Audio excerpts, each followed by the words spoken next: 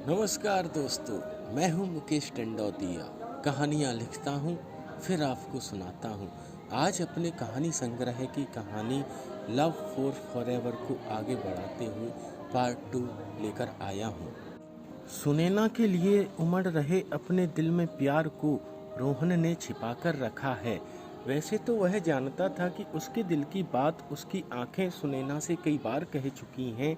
शायद सुनैना ने भी उसकी आंखों में अपने लिए प्यार को उमड़ता देखा है। रोहन अपने दिल में छिपे प्यार को शब्दों द्वारा अपने लबों से व्यक्त करने का इंतजार कर रहा है। वह एक दिन अपनी मोहब्बत को व्यक्त करने का विचार लेकर सुनैना के घर पहुंचा। नमस्ते आंटी, सुनैना है? नहीं है बेटा, वह सुबह कहीं निकल गई है, किंतु तुम अंदर आओ, मैं तुमसे कुछ बात करना चाहती हूँ। क्या आंटी, ऐसी क्या बात है जो आप मुझसे करना चाहती हैं? रोहन ने अनभिज्ञता व्यक्त करते हुए कहा था। रोहन, तुम सुनैना के अच्छे मित्र हो, तुम्हें समझना चाहिए कि वह क्या कर रही है। यह सब उसके लिए ठीक नहीं है, उसे तुम्हें समझाना चाहिए। क्या मतलब? मैं समझा नहीं आंटी, आप क्या कहना चाह रही हैं? रोहन थोड़ा विचलित सा हो गया। वह हड़बड़ाहट में बोला है, क्या तुम सचमुच नहीं जानते? मैंने सोचा कि तुम सुनैना के अच्छे मित्र हो, उसके करीब हो, उसने तुम्हें पहले बताया होगा। क्या आंटी, आप साफ साफ कहिए ना। उत्सुकतावश रोहन के होठों से स्वर निकल रहे थे। यही बेटा कि सुनैना किसी से शादी करना चाहती है जिसकी न कोई नौकरी है, न कोई बड़ा व्यापार, न कोई अच्छे बड़े खानदान से।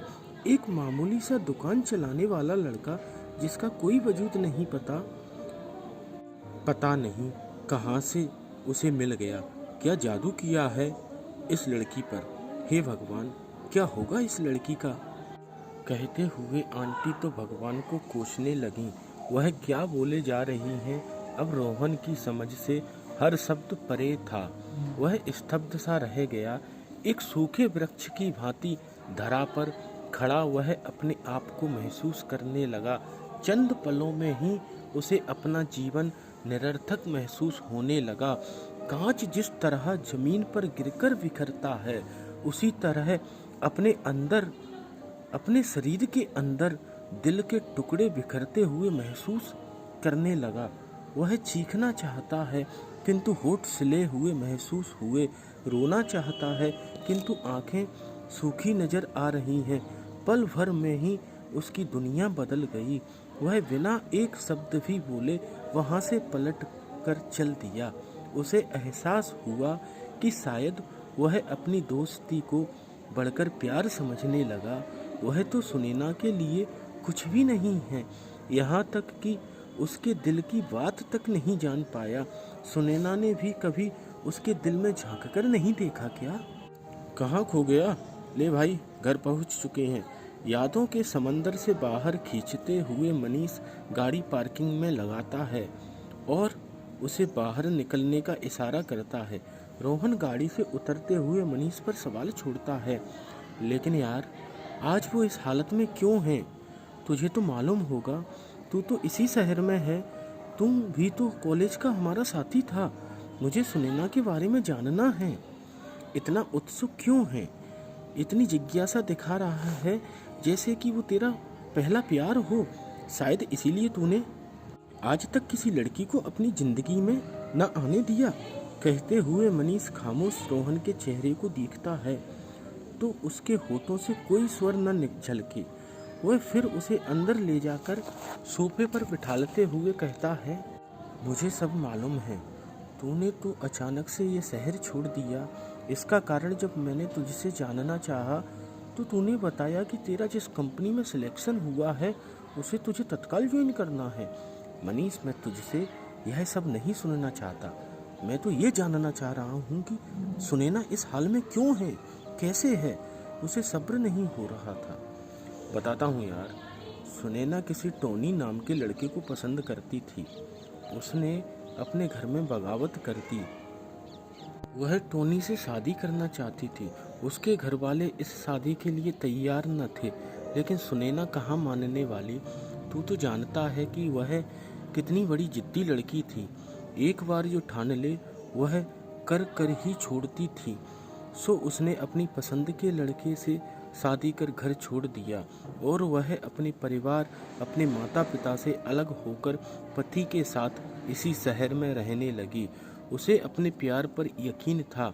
जिस प्यार को उसने अपनाया, उस प्यार का सच धीरे धीरे उसके सामने आने लगा।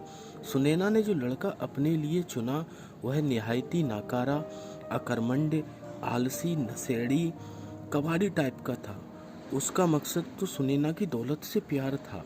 जिस दौलत को पाने के लिए उसने उसे फंसाया, प्रेम का जाल बिछाकर फंसाया था, वह भी तालाब में बिछे जाल में मछली की तरह फंस गई, जहाँ सिर्फ झटपटाना रह जाता है। वैसे भी आजकल इस तरह के दिखावटी प्यार में लड़कियां आसानी से फंस जाती हैं। उम्र के इस पड़ाव में वह आसानी से बहकावे में आ जाती हैं। वह यह भी भूल जाती हैं कि जान से भी ज़्यादा चाहने वाले उनके माता पिता, उनके भविष्य, वो उनके बारे में उनकी सोच से कई गुना ज़्यादा बेहतर सोच सकते हैं। किंतु यार, वह इस तरह घुट घुट कर क्यों जी रही है? क्यों ऐसी नौकरी कर रही है? वह अपने माता पिता के पास चली जाए, उसे छोड़ दे, टोनी से अलग हो जाए।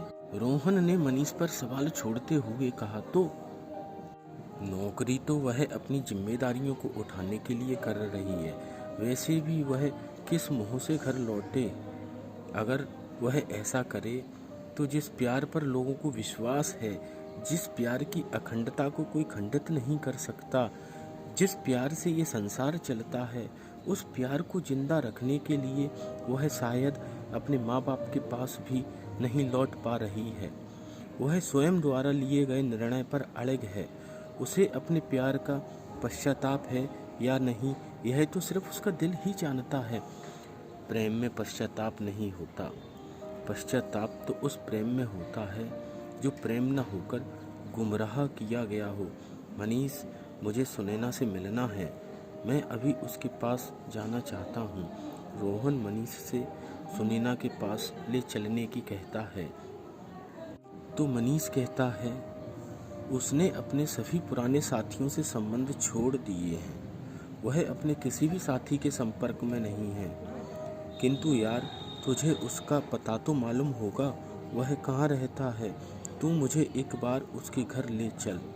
रोहन मनीष से जिज्ञासावश कहता है। रहने दे यार, तुझे अगर उससे मिलना है तो कल उसी शोरूम पर मिल लेना जहाँ वह काम करती है।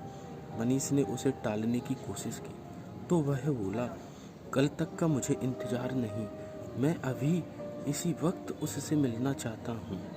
ठीक है यार, तेरी जिद के सामने मेरी कभी चली ही कहाँ है। कहते हुए मनीष टेबल से गाड़ी की चाबी उठाता है और रोहन को गाड़ी में बिठाकर सुनैना के घर की तरफ निकल दिए। रोहन खामोश बैठा दिल में असहनीय दर्द को महसूस कर रहा है। दूर जाकर भी उससे दूर न जा पाए, कितना रोए किसी को बता न पाए। गम ये नहीं कि वो हमें मिल न पाए, गम ये है कि हम उन्हें भुला न पाए। क्या सोच रहा है रोहन? फिर खो गया। चलती कार में रोहन के कंधे पर हाथ रखते हुए मनीष ने उसकी चुप्पी को तोड़ना चाहा। कुछ नहीं यार, सुनैना आज किन परिस्थितियों में है, क्या गुजर रही होगी उसके दिल पर। और मैं भी कितना कमीना हूँ। मैंने आज तक अपने दोस्तों की तरफ पलटकर नहीं देखा, सुनैना का हाल भी नहीं जानना चाहा। छोड़ना यार, ये उसकी किस्मत है। ये ले, आ गया सुनैना का घर। मिल आ, मैं यहीं गाड़ी में बैठकर वेट करता हूँ।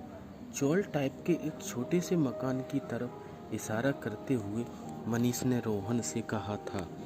रोहन ने उस तरफ देखा तो वह बगैर सवाल किए गाड़ी से उतरकर उस मकान की तरफ बढ़ता है। सैकड़ों सवाल उसके दिल में हिलोरे खा रहे हैं। सुनैना की अर्श की स्थिति आज फर्श पर नजर आ रही थी। जितना बड़ा मकान उसका दिख रहा है, उससे ज़्यादा बड़ा तो उसके चौकीदार का मकान होगा। महलों में रहने वाली आज झोपड़ी में कैसे गुजारा कर रही है। नमस्कार दोस्तों, जल्द मिलूँगा लव फॉरएवर पार्ट 3 के साथ। अगर आपको कहानी अच्छी लगी तो मेरा चैनल सब्सक्राइब करें, लाइक करें। धन्यवाद।